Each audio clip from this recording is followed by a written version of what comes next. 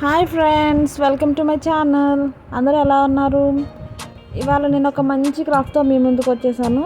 ఇది అందరికీ యూజ్ అవుతుంది అనుకుంటున్నాను. ఇది వచ్చేసి ఒక బ్యూటిఫుల్ పీకాక్ పాపప్ కార్డ్ అండి. ఈ కార్డ్ ఎలా తయారు చేయాలి అనేది ఫుల్ డీటెయిల్స్ మీకు నేను వీడియోలో ఇస్తాను. నా వీడియోని ఎక్కడా స్కిప్ చేయకుండా చూడండి. నా వీడియోస్ కనుక ఫస్ట్ టైం చూస్తుంటే ప్లీజ్ సబ్స్క్రైబ్ చేసుకోండి నా ఛానల్ని. అలాగే బెల్ ఐకాన్ కూడా క్లిక్ చేయండి. నేను తర్వాత చేసే వీడియోస్ అన్నీ మీకు నోటిఫికేషన్స్ వస్తూ ఉంటాయి. ఇక లేట్ చేయకుండా మనం స్టార్ట్ చేసేద్దాం.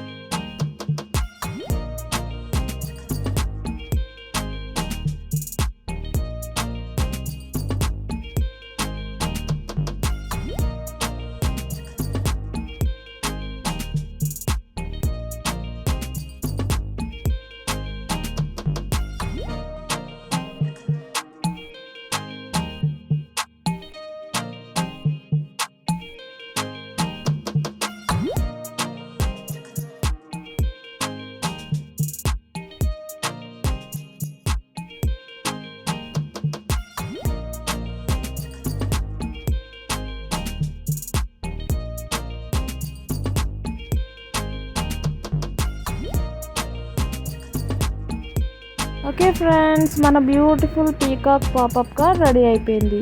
ఈ కార్డ్ అందరికీ నచ్చుతుందని నేను అనుకుంటున్నాను. ఈ కార్డ్ని మనం బర్త్డేస్కి కానీ యానివర్సరీకి కానీ గిఫ్ట్ కింద ఇవ్వచ్చండి. ఇది మనం హ్యాండ్మేడ్తో చేసాం కాబట్టి మనం ఇది గిఫ్ట్ ఇస్తే వాళ్ళు చాలా హ్యాపీగా ఫీల్ అవుతారు. బయటకు వెళ్ళి షాప్లో కొనుక్కొచ్చిన దానికంటే హ్యాండ్మేడ్ గిఫ్ట్ అంటే బాగా ఫీల్ అయ్యి తీసుకుంటారు అనమాట. సో మనం ఆ పీకాక్ దగ్గర గ్యాప్లో మన విషెస్ అయ్యి రాసుకోవడానికి బాగుంటుందండి. మీరు కూడా దీన్ని ఇంట్లో ట్రై చేయండి ఫ్రెండ్స్. ట్రై చేసి ఎలా ఉందో నాకు కామెంట్ చేయండి. నా వీడియోని చివరి వరకు చూసినందుకు చాలా థ్యాంక్స్. నా వీడియో కనుక మీకు నచ్చినట్లయితే ప్లీజ్ లైక్ చేయండి, మీ ఫ్రెండ్స్ అండ్ ఫ్యామిలీకి షేర్ చేయండి. ఇంకా లాస్ట్ విషయం, సబ్స్క్రైబ్ మాత్రం మర్చిపోకండి. Bye bye friends.